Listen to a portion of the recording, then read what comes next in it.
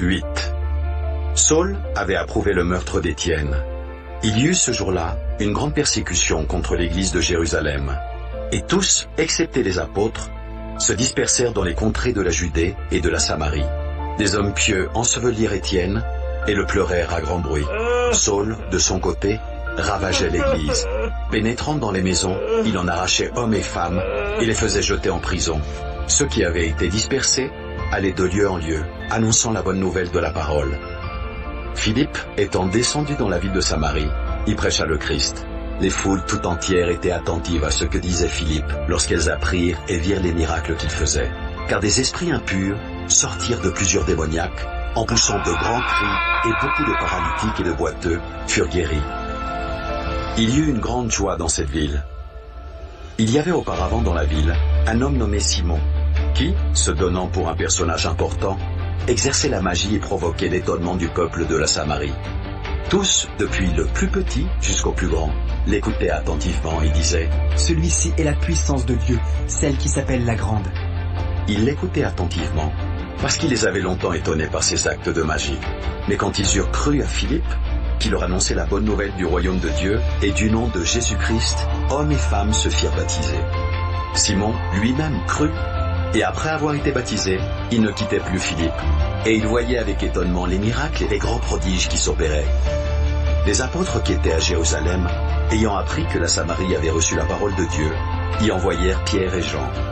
Ceux-ci arrivèrent chez les Samaritains, prièrent pour eux, afin qu'ils reçussent le Saint-Esprit, car il n'était encore descendu sur aucun d'eux. Ils avaient seulement été baptisés au nom du Seigneur Jésus. Alors Pierre et Jean leur imposèrent les mains, et ils reçurent le Saint-Esprit. Lorsque Simon vit que le Saint-Esprit était donné par l'imposition des mains des apôtres, il leur offrit de l'argent, en disant « Accordez-moi aussi ce pouvoir, afin que celui à qui j'imposerai les mains reçoive le Saint-Esprit. » Mais Pierre lui dit « Que ton argent périsse avec toi, puisque tu as cru que le don de Dieu s'acquérait à prix d'argent. Il n'y a pour toi ni part ni lot dans cette affaire, car ton cœur n'est pas droit devant Dieu. Repens-toi donc de ta méchanceté, et prie le Seigneur pour que la pensée de ton cœur te soit pardonnée, s'il est possible. Car je vois que tu es dans un fiel amer et dans les liens de l'iniquité. » Simon répondit « Priez vous-même le Seigneur pour moi, afin qu'il ne m'arrive rien de ce que vous avez dit. » Après avoir rendu témoignage à la parole du Seigneur, et après l'avoir prêché, Pierre et Jean retournèrent à Jérusalem, en annonçant la bonne nouvelle dans plusieurs villages des Samaritains. Un ange du Seigneur, s'adressant à Philippe, lui dit « Lève-toi et va du côté du Midi, sur le chemin qui descend de Jérusalem à Gaza, celui qui est désert. » Il se leva et partit.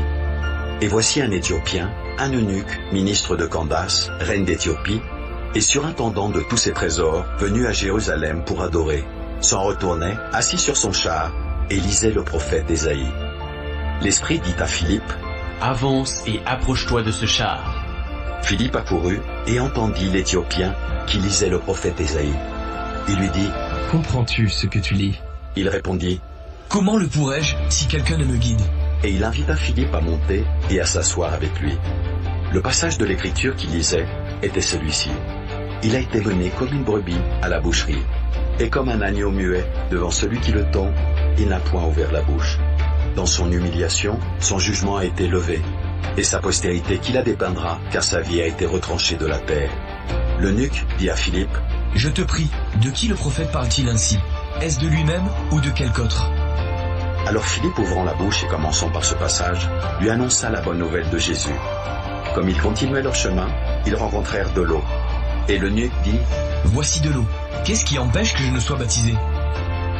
Philippe dit « Si tu crois de tout ton cœur, cela est possible. » L'eunuque répondit « Je crois que Jésus-Christ est le Fils de Dieu. » Il fit arrêter le char. Philippe et l'eunuque descendirent tous deux dans l'eau, et Philippe baptisa l'eunuque. Quand ils furent sortis de l'eau, l'Esprit du Seigneur enleva Philippe, et l'eunuque ne le vit plus. Tandis que joyeux, il poursuivait sa route, Philippe se trouva dans Azote, d'où il alla jusqu'à Césarée, en évangélisant toutes les villes par lesquelles il passait.